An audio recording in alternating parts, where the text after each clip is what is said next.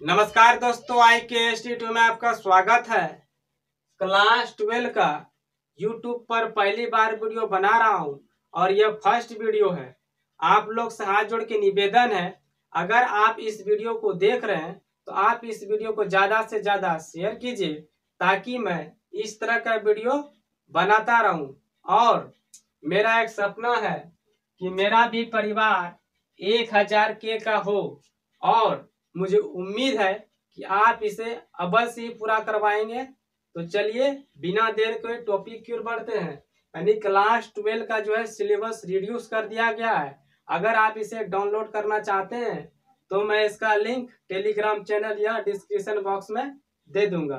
तो चलिए टॉपिक क्या है, यानी कि चैप्टर नंबर 3 है अवयव मैट्रिक्स। तो चलिए इसका परिभाषा देखते हैं।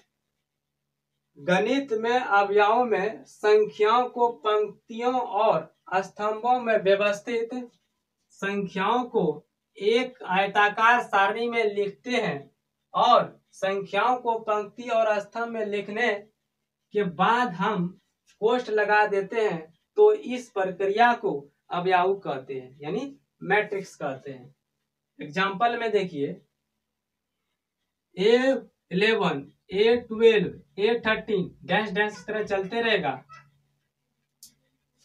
फिर देखिए A21 A22 A23 A31 A32 A33 dash dash इस तरह चलते रहेगा। और ये जो कोटि होगा M इंटू N हो जाएगा। और इसके अंदर वाले को तत्व कहते हैं, एलिमेंट कहते हैं। तो देखिए A11 आया कैसे, यानी कि इसको क्या बोलते हैं, इसको बोलते हैं R1, यानी इसको रो बोलते हैं पंक्ति, R2 R3, ठीक है रो। इधर इस वाले को क्या बोलते हैं, इस वाले को कॉलम बोलते हैं, C1 C2 C3 C3 हो जाएगा। यानी कि कॉलम 1 कॉलम 2 कॉलम 3, पंक्ति 1 पंक्ति 2 पंक्ति 3। यानी कि देखिए कॉलम 1 है, ये कॉलम 1 लिए और पंक्ति ये थी, स्तंभ जो है 1 लिए, तो 1 1 हो गया। A12 यानी फर्स्ट रो फर्स्ट पंक्ति और सेकंड क्या है, सेकंड स्तंभ है, तो 1 2 हो गया।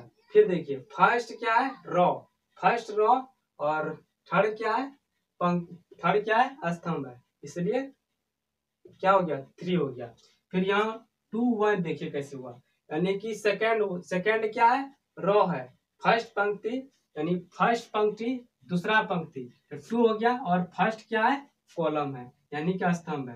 फिर A22 कैसे है, यानी कि 1 2 क्या है, 1 और 2, यानी कि रो कितना है, पंक्ति कितना है 2, और स्तंभ भी क्या 1 है 2, 1 2 हो गया, 2 2 हो गया। फिर देखिए A23 यानी कि क्या हो गया, फर्स्ट 2 1 2, यानी कि रो कितना है 2 हो गया, और स्तंभ कितना है 1 2 3, यानी कि इस तरह करके चलते रहेगा। उम्मीद है समझ में आता होगा। फिर देखिए 1 2 3 4 5 6 7 8 9, यह क्या ले लिए, संख्या ले लिए। हम एक संख्या ले लिए और इसे हम क्या किए, ब्रैकेट संख्या को सजा दिए और ब्रैकेट के अंदर रख दिए। इसी को क्या कहते हैं, अवयव कहते हैं। यानी एक बार फिर से पढ़ते हैं। तो गणित में अवयव में संख्याओं को, गणित में अवयव की संख्या को पंक्तियों और स्तंभ में, पंक्तियों और स्तंभ में क्या किए, सजा व्यवस्थित कर दिए, सजा दिए। संख्याओं के एक आयताकार सारणी में, कैसा है, एक आयताकार सारणी में लिख देते हैं और संख्याओं को पंक्ति और स्तंभ में लिखने के बाद क्या करते हैं, इसको हम ब्रैकेट के अंदर क्या लगा देते हैं। तो इस प्रक्रिया को क्या कहते हैं, अवयव कहते हैं, ठीक है। यानी इसको कोटि जो है M इंटू N हो जाएगा। तो देखिए 1 2 3, यानी कि पंक्ति कितना है, पंक्ति इसको क्या कहते हैं, पंक्ति कहते हैं, इसको क्या कहते हैं, स्तंभ कहते हैं, इसको क्या कहते हैं, रो, इसको क्या कहते हैं, कॉलम। तो देखिए 1 2 3 यानी 3 हो गया, 1 2 3 M क्या हो जाएगा 3 हो जाएगा, और N भी क्या हो जाएगा 3 हो जाएगा। यानी कि वेयर M क्या हो जाएगा, नंबर ऑफ रो, यानी कि पंक्ति की संख्या। फिर N क्या हो जाएगा, नंबर ऑफ कॉलम, यानी कि स्तंभ की संख्या। फिर M इंटू N क्या हो जाएगा, यह कोटि है, मैट्रिक्स को क्या है, कोटि है, ऑर्डर ऑफ मैट्रिक्स क्या है, ये कोटि है।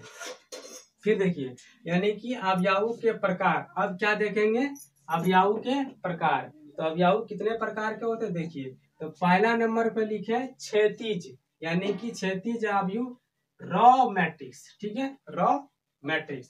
जिस अवयव में पंक्ति की संख्या स्तंभ से कम हो, स्तंभ से कम हो उसे क्या कहेंगे, क्षैतिज अवयव कहते हैं। यानी स्तंभ से कम हो उसी को क्या कहेंगे, क्षैतिज अवयव। यहाँ देखिए यहाँ कितना 1 है, यानी कि रॉ कितना रॉ है R1 R2 हो गया। तो देखिए और ये क्या हो जाएगा C1 C2 और C3।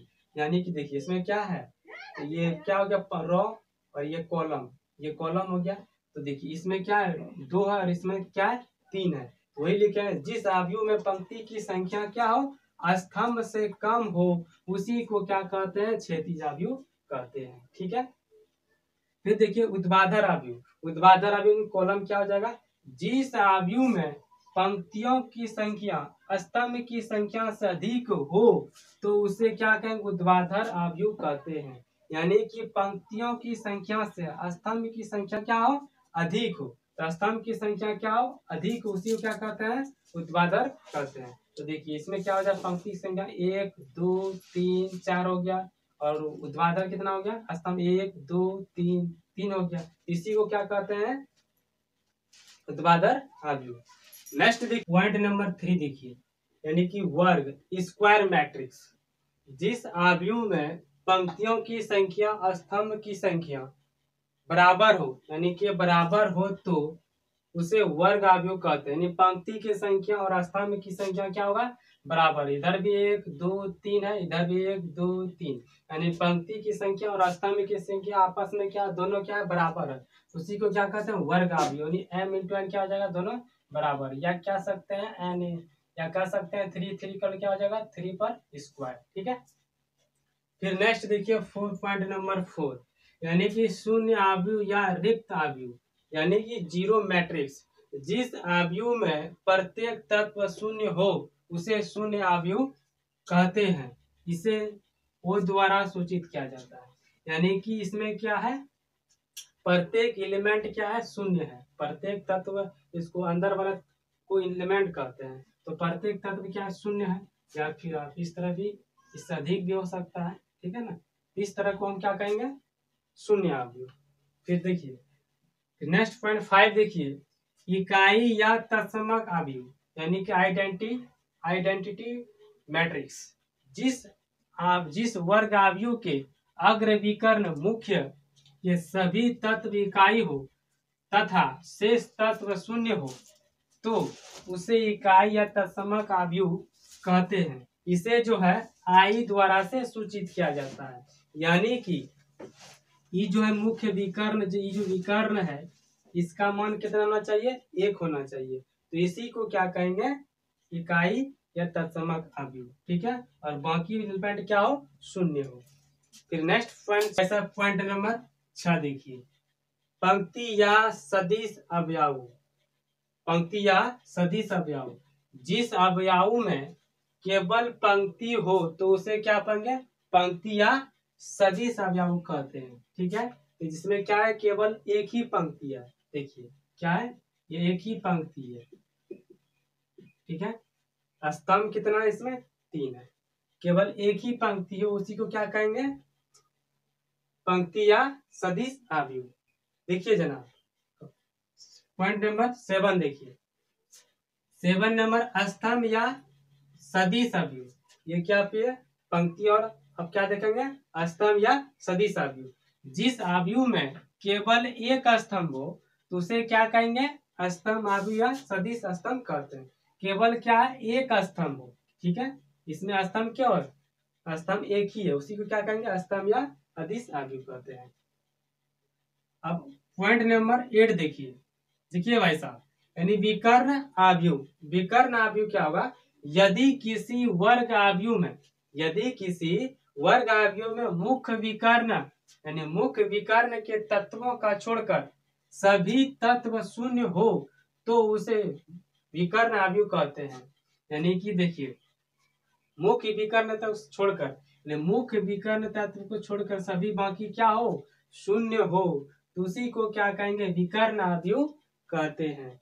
देखिए पॉइंट नंबर 9 देखिए भाई साहब, अदिश अवयव। अदिश अवयव क्या हो जाएगा, जिस वर्ग अवयव के मुख्य विकर्ण के सभी तत्व बराबर हो, मुख्य विकर्ण के सभी तत्व क्या हो, बराबर हो, शेष तत्व शून्य हो, उसी को क्या कहेंगे, अदिश अवयव कहते हैं। मुख्य विकर्ण के सभी तत्व क्या है, देखिए बराबर है, और सब शेष तत्व क्या है, शून्य, इधर भी शून्य है, इधर भी शून्य, इसी को क्या कहेंगे, इसी को अदिश अवयव कहते हैं। ये इसका स्थान पर यहाँ ए भी यहाँ 2 हो सकता है, कोई भी संख्या हो सकता है, इससे कोई दिक्कत नहीं है। फिर देखिए नेक्स्ट है पॉइंट नंबर 10, उप अवयव। उप अवयव किसे कहेंगे, किसी दिए गए, यानी किसी दिए गए अवयव को शुरू पंक्तियों तथा स्तंभों को निकाला जाता है, यानी शुरू और अंतिम को क्या करते हैं, देखिए किसी दिए गए अवयव को शुरू पंक्ति तथा स्तंभों को निकाला या छोड़ा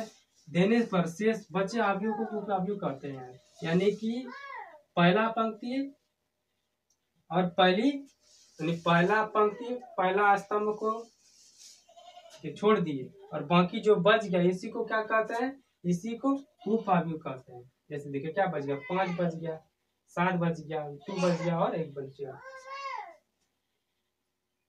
तो एक्सरसाइज जो है 3.1 कल बनाएंगे। अगर मेरे वीडियो पर पहली बार आए हैं तो वीडियो कर दीजिए लाइक, और मेरा चैनल पर नया है तो चैनल को कर लीजिए सब्सक्राइब। मिलते हैं नेक्स्ट वीडियो में। जय हिंद।